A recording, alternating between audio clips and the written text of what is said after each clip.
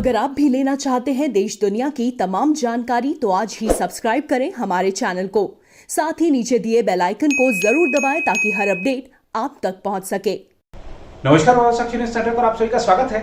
पश्चिम बंगाल में चक्रवाती तूफान तो आकर चला गया, लेकिन अब राजनीतिक तूफान आ गया है। प्रधानमंत्री नरेंद्र मोदी पश्चिम बंगाल के चक्रवात प्रभावित इलाकों का दौरा करने और खास तौर पर एक समीक्षा बैठक करने के लिए वहां पहुंचे थे कि राज्य में कहां नुकसान हुआ है, कितना नुकसान हुआ है, राज्य को कितनी मदद की जरूरत है, क्या मदद फौरी तौर पर दी जा सकती है, राज्य सरकार की अपनी मांगे क्या है। एक ये बैठक थी जिसमें कि मुख्यमंत्री ममता बनर्जी को शामिल होना था, राज्यपाल जगदीप धनखड़ को शामिल होना था, विपक्ष के नेता शुभेंदु अधिकारी को शामिल होना था, कुछ केंद्रीय मंत्री इसमें आमंत्रित थे, राज्य के मुख्य सचिव सहित कुछ अधिकारी भी आमंत्रित थे।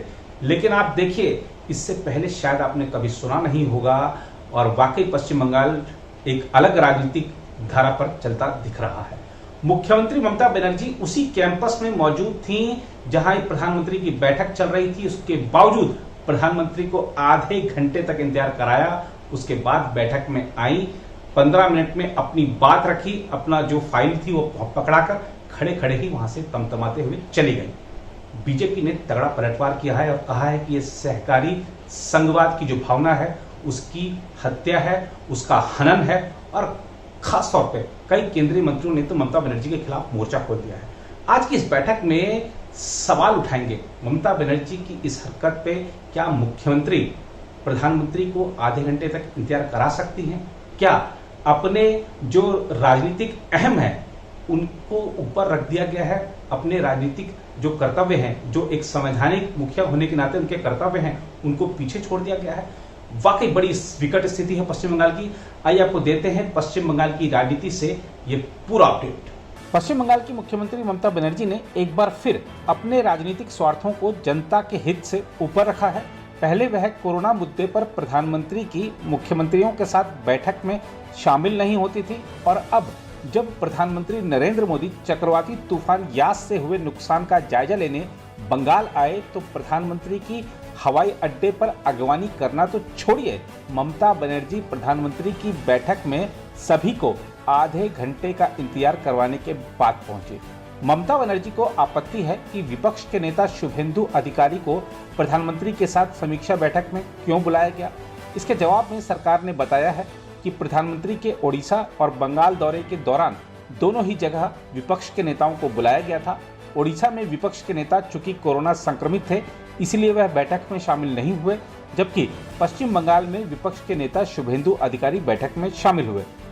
अब शुभेंदु अधिकारी ने नंदीग्राम में ममता बनर्जी को जो चुनावी पटखनी दी है उसे ममता भूल नहीं पा रही हैं, इसीलिए वह इस बात को बर्दाश्त नहीं कर पा रही थी कि वह प्रधानमंत्री और राज्यपाल के साथ जिस कक्ष में बैठक करें वहां शुभेंदु अधिकारी भी मौजूद रहें। ममता यहां भूल गई कि शुभेंदु अधिकारी विधानसभा अध्यक्ष की ओर से मान्यता प्राप्त विपक्ष के नेता हैं और उनका पूरा हक था उस बैठक में शामिल होने का जिसके लिए उन्हें आमंत्रित किया गया था। ममता यहां भूल गई कि वह विपक्ष के साथ खुद सौतेला व्यवहार कर रही हैं, जबकि वह भाजपा पर अक्सर आरोप लगाती रही हैं विपक्ष शासित राज्यों के साथ सौतेला व्यवहार करने का। प्रधानमंत्री जब ओडिशा का दौरा करके बंगाल में समीक्षा बैठक के लिए पहुंचे तो राज्यपाल, केंद्रीय मंत्री, अधिकारीगण और विपक्ष के नेता के साथ आधे घंटे तक मुख्यमंत्री की प्रतीक्षा की और मुख्यमंत्री ममता बनर्जी आई भी तो 15 मिनट में सिर्फ अपनी बात रखकर यह कहकर तमतमाते हुए चली गईं कि उनकी और भी बैठकें हैं। खास बात यह है कि ममता बनर्जी और राज्य के मुख्य सचिव उसी स्थान पर मौजूद होने के बावजूद बैठक में आधे घंटे की देरी से आए। क्या यही संघवाद है? क्या यही एक मुख्यमंत्री से अपेक्षा की जाती है कि वह चक्रवात से प्रभावित अपनी जनता को राहत दिलाने के बजाय उसको उसके हाल पर छोड़ दे? भाजपा ने ममता बनर्जी के कदम को संवैधानिक मर्यादाओं को ठेस पहुंचाने वाला बताया है। कई केंद्रीय मंत्रियों ने भी ममता बनर्जी के खिलाफ मोर्चा खोल दिया है। गृह मंत्री अमित शाह ने तो ममता पर आरोप लगाया है कि उन्होंने जन कल्याण से ऊपर अपने अहम को रखा है। वहीं राजनाथ सिंह ने इसे स्तब्ध करने वाला बताया है। गृह मंत्री अमित शाह ने ट्वीट किया, ममता दीदी का आज का व्यवहार दुर्भाग्यपूर्ण है।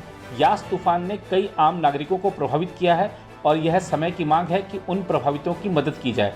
दुर्भाग्य से दीदी ने लोगों के कल्याण के ऊपर खुद के अहंकार का रखा और आज का उनका क्षुद्र व्यवहार यही दिखाता है।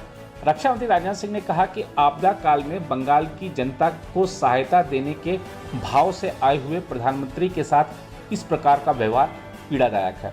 जन सेवा के संकल्प व संवैधानिक कर्तव्य से ऊपर राजनीतिक मतभेदों को रखने का यह एक दुर्भाग्यपूर्ण उदाहरण है, जो भारतीय संघीय व्यवस्था की मूल भावना को भी आहत करने वाला है। उन्होंने कहा कि पश्चिम बंगाल का आज का घटनाक्रम स्तब्ध करने वाला है। मुख्यमंत्री व प्रधानमंत्री व्यक्ति नहीं, संस्था है। दोनों जन सेवा का संकल्प और संविधान के प्रति निष्ठा की शपथ लेकर दायित्व ग्रहण करते हैं। दूसरी ओर भाजपा अध्यक्ष जेपी नड्डा ने आरोप लगाया कि चक्रवात यास से हुए नुकसान की समीक्षा के लिए पश्चिम बंगाल में हुई प्रधानमंत्री नरेंद्र मोदी की बैठक से मुख्यमंत्री ममता बनर्जी नदारद रहीं और ऐसा करके उन्होंने संवैधानिक मर्यादाओं और सहकारी संघवाद की हत्या की है। नड्डा ने सिलसिलेवार ट्वीट कर कहा कि प्रधानमंत्री मोदी सहकारी संघवाद के सिद्धांतों को बहुत पवित्र मानते हुए उसका पालन करते हैं और लोगों को राहत देने के लिए दलगत भावना को पीछे छोड़कर सभी मुख्यमंत्रियों के साथ मिलकर सक्रियता से काम कर रहे हैं। लेकिन अप्रत्याशित तरीके से ममता बनर्जी की नीति और क्षुद्र राजनीति ने एक बार फिर बंगाल के लोगों को परेशान किया है। उन्होंने कहा, जब प्रधानमंत्री नरेंद्र मोदी चक्रवात यास के मद्देनजर पश्चिम बंगाल के लोगों के साथ मजबूती से खड़े हैं तो उचित होता कि ममता जी लोगों के कल्याण के लिए अपने अहम को विसर्जित कर देती। प्रधानमंत्री की बैठक से उनका नदारद होना संवैधानिक मर्यादाओं और सहकारी संघवाद की हत्या है, ऐसा नड्डा ने आरोप लगाया। राज्यपाल जगदीप धनखड़ ने भी मुख्यमंत्री के कदम की आलोचना की है। दूसरी ओर बैठक में ममता बनर्जी की ओर से खड़े खड़े कही गई बातों की बात करें तो उन्होंने चक्रवाती तूफान यास से हुए नुकसान पर प्रधानमंत्री नरेंद्र मोदी को एक रिपोर्ट सौंपी और सबसे अधिक प्रभावित क्षेत्रों के पुनर्विकास के लिए 20,000 करोड़ रुपए के पैकेज की मांग की। ममता बनर्जी ने दावा किया कि चक्रवाती तूफान से राज्य को 20,000 करोड़ रुपए का नुकसान हुआ है। प्रधानमंत्री से मिलने के बाद दीघा में आयोजित एक प्रशासनिक बैठक के बाद उन्होंने कहा, हमने दीघा और सुंदरबन के पुनर्विकास के लिए पैकेज की मांग की है। यह भी हो सकता है कि हमें कुछ न मिले। इस बीच प्रधानमंत्री कार्यालय द्वारा जारी एक विज्ञप्ति में कहा गया है कि प्रधानमंत्री मोदी ने तत्काल राहत गतिविधियों के लिए 1,000 करोड़ रुपए की वित्तीय सहायता की घोषणा की है। इसमें कहा गया है कि ओडिशा को तुरंत 500 करोड़ रुपए दिए जाएंगे। पश्चिम बंगाल और झारखंड के लिए और 500 करोड़ रुपए की घोषणा की गई है, जिसे नुकसान के आधार पर जारी किया जाएगा। विज्ञप्ति में कहा गया है, केंद्र सरकार नुकसान का आकलन करने के वास्ते राज्यों का दौरा करने के लिए एक अंतर मंत्रालयी टीम तैनात करेगी, जिसके आधार पर आगे की सहायता दी जाएगी। इसमें कहा गया है कि प्रधानमंत्री ने चक्रवात में मरे लोगों के परिजनों को 2 लाख रुपए की अनुग्रह राशि और गंभीर रूप से घायलों को 50,000 रुपए की सहायता देने की घोषणा भी की है। उल्लेखनीय है कि देश के पूर्वी तटों पर बुधवार को चक्रवाती तूफान यास ने काफ़ी तबाही मचाई थी और इसमें 4 लोगों की मौत हुई थी और पश्चिम बंगाल, ओडिशा और झारखंड में 21 लाख से अधिक लोगों को सुरक्षित स्थानों पर ले जाया गया था। कोलकाता से पहले प्रधानमंत्री नरेंद्र मोदी भुवनेश्वर पहुंचे और यहां एक बैठक में चक्रवात यास से ओडिशा के विभिन्न इलाकों में हुए नुकसान की समीक्षा की। इस दौरान ओडिशा सरकार ने बार बार आने वाली चक्रवात की समस्या से निजात के लिए दीर्घकालिक समाधानों और आपदा अनुकूल शक्ति तंत्र के प्रावधानों पर जोर दिया। समीक्षा बैठक के बाद ओडिशा के विशेष राहत आयुक्त पीके जेना ने पत्रकारों से कहा कि राज्य सरकार ने आपदा प्रबंधन में हुए खर्च के लिए कोई तत्काल राहत कोष की मांग नहीं की, बल्कि दीर्घकालिक समाधानों पर जोर दिया, क्योंकि ओडिशा को आए दिन चक्रवाती तूफानों का सामना करना पड़ता है। बैठक में प्रधानमंत्री और ओडिशा के मुख्यमंत्री के अलावा राज्यपाल गणेशी लाल, केंद्रीय मंत्रियों धर्मेंद्र प्रधान और प्रताप सारंगी और अन्य वरिष्ठ अधिकारी शामिल हुए। इसके बाद प्रधानमंत्री बालासोर और भद्रक के प्रभावित इलाकों के हवाई सर्वेक्षण के लिए निकल गए। प्रधानमंत्री हवाई मार्ग से ही पश्चिम बंगाल पहुंचे। इससे पहले राज्यपाल, मुख्यमंत्री सहित केंद्रीय मंत्रियों ने बीजू पटनायक अंतर्राष्ट्रीय हवाई अड्डे पर प्रधानमंत्री मोदी का स्वागत किया। ओडिशा में बैठक के आरंभ में प्रधानमंत्री का राज्य में स्वागत किया गया और इसके बाद चक्रवात का सामना करने के लिए राज्य सरकार द्वारा उठाए गए कदमों के बारे में एक वीडियो फिल्म और डिजिटल प्रस्तुति के जरिए उन्हें अवगत कराया गया। जेना ने कहा कि मुख्यमंत्री ने साफ शब्दों में कहा कि आपदा की इस घड़ी में केंद्र व राज्य सरकार को कंधे से कंधे मिलाकर काम करना चाहिए। आइए आपको मिलवाते हैं मध्य प्रदेश के पूर्व मुख्यमंत्री कमलनाथ से। कमलनाथ जी आजकल लगातार विवादित बयान दे रहे हैं। अब उन्होंने कह दिया है कि भारत महान नहीं, भारत बदनाम है। आइए देखते हैं क्या कह रहे हैं कमलनाथ। इसकी जो छवि बिगड़ी हुई है, ये इसकी भरपाई कौन करेगा? छवि इतनी बिगड़ी हुई है, मैं तो कह रहा हूँ भारत महान नहीं, भारत बदनाम है। ये आज सब देशों ने रोक लगाई है कि भारत के लोग नहीं आ सकते।